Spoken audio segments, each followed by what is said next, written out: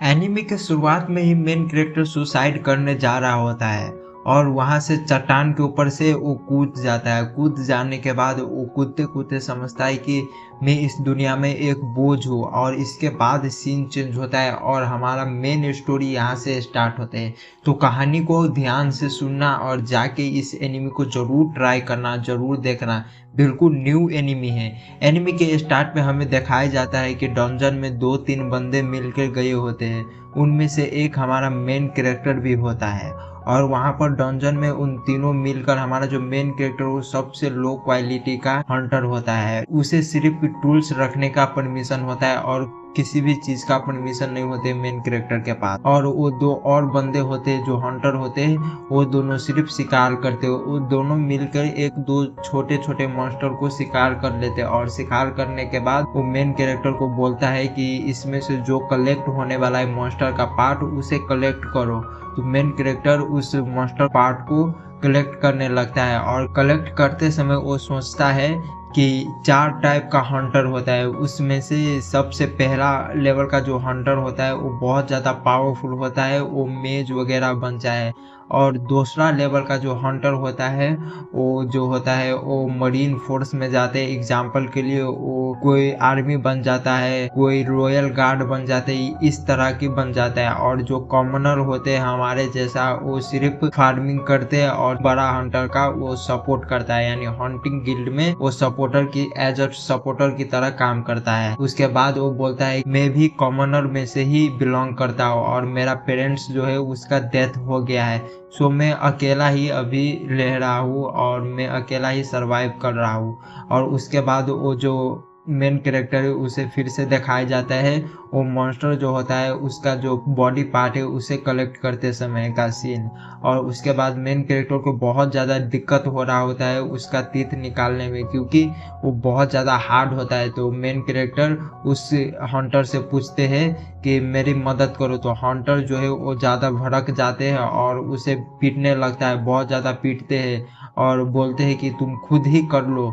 तब वो खुद ही मेहनत करके उसका जो तीत होता है वो निकाल लेते हैं, और वहां से डंजन से बाहर जाने लगता है वो सभी। और जाते जाते रास्ता में एक सी रैंक का मॉन्स्टर मिलता है, जिसे कौन मारा होता है वो अभी तक मिस्ट्री होता है, वो किसी को भी मालूम नहीं होता है। जब ये लोग सी रैंक का मॉन्स्टर को देखते हैं तो बोलते हैं मेन कैरेक्टर को कि जाओ और इसका जो बॉडी पार्ट है इसको कलेक्ट करो।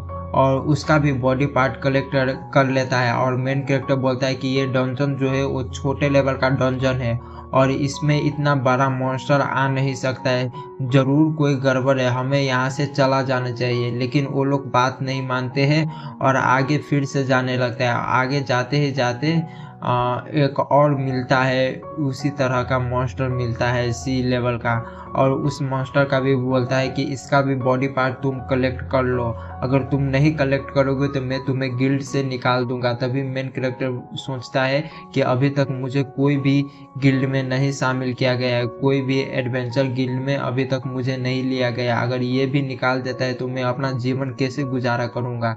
इतना सोचने के बाद वो फिर से काम करने लगता है, और वहाँ से काम करने के बाद वो आगे जाने लगता है।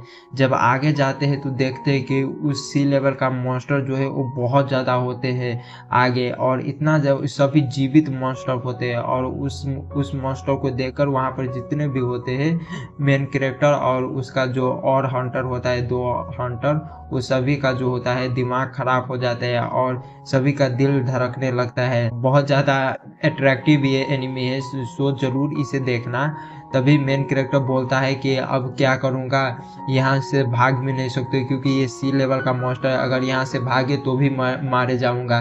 तभी वो जो 2 हंटर होते हैं वो बोलते हैं, मेल हंटर जो होते हैं वो फीमेल को बोलते हैं कि इस पर तुम मैजिक का इस्तेमाल करो, पैरालाइज मैजिक का। तभी वो जो गर्ल्स होता है वो पैरालाइज मैजिक का इस्तेमाल करते हैं मेन कैरेक्टर पर और उसे पैरालाइज कर देते हैं, और वो दोनों वहाँ से भाग जाते हैं।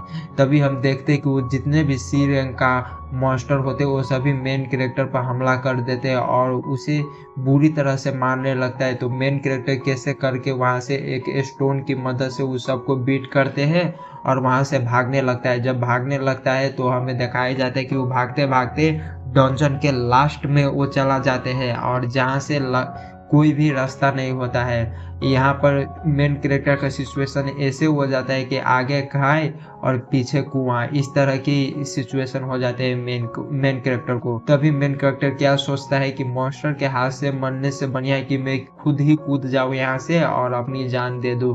तो मेन कैरेक्टर सभी पिछले बात के जितने भी पिछले यादों है वो सभी को याद करके वहां से कूद जाते हैं, और कूद जाने के बाद वो कूदते कूद से समझते हैं कि मैं अब इस दुनिया में जीने लायक नहीं हूँ, मेरा समय आ गया। और आज के बाद एक कॉमनर को किस तरह से ट्रीट करता है वो आप सबको मालूम है, और बोलता है कि मैं मरना नहीं चाहता हूँ। इतना बोलने के बाद मेन कैरेक्टर जो है वहां से कूद जाते हैं। अचानक से एक अलग जगह पर उसका नींद खुलता है और वो जगह एक वर्ल्ड ट्री होता है। वो वर्ल्ड ट्री जो सभी को पावर देता है और वो कॉमनर से उसे बहुत ज़्यादा पावरफुल बनाता है ये एनिमे में।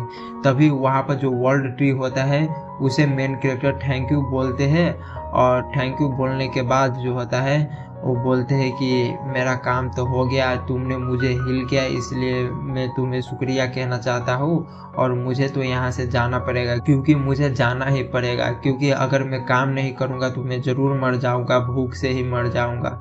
इतना सोचने के बाद मेन कैरेक्टर जो है वो बोलता है कि ये जो हंटर है वो भी मुझे धोखा ही दिया है, और वो वर्ल्ड ट्री को बोलता है थैंक यू मुझे हील करने के लिए, लेकिन मुझे अब यहाँ से जाना पड़ेगा। तभी मेन कैरेक्टर जो है वो जाने लगता है। जब जाने लगता है तो मेन कैरेक्टर जब डंजन में जाते हैं तो वहाँ पर आप देखोगे कि मेन कैरेक्टर के साथ इतना ज़्यादा बुरा होता है कि आप सोच भी नहीं सकते। मॉन्स्टर जो है उसका कान काट लेते हैं, और उस कान काटने के बाद एक और बड़ा मॉन्स्टर आते हैं वहाँ पर और वो छोटा मॉन्स्टर को मार देते हैं। और वो जो बड़ा मॉन्स्टर आते हैं वो यस रैंक का होता है, इतना ज़्यादा पावरफुल होता है दोस्तों कि मेन कैरेक्टर उसके आगू में कुछ नहीं होता है, और मेन कैरेक्टर को बहुत ज़्यादा बुरी तरह से मारते हैं, इतना बुरी तरह से मारते हैं कि आप सोच भी नहीं सकते हो।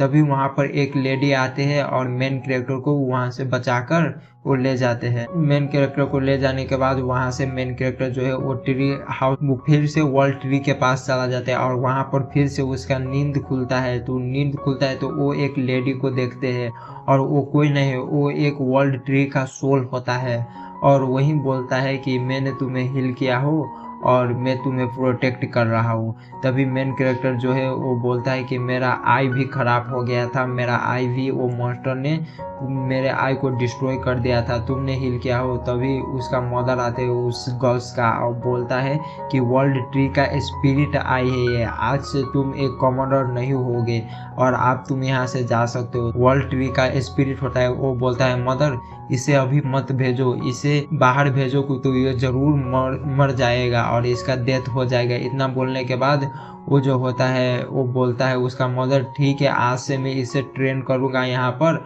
और ट्रेन करने के बाद ही इसे भेजूँगा।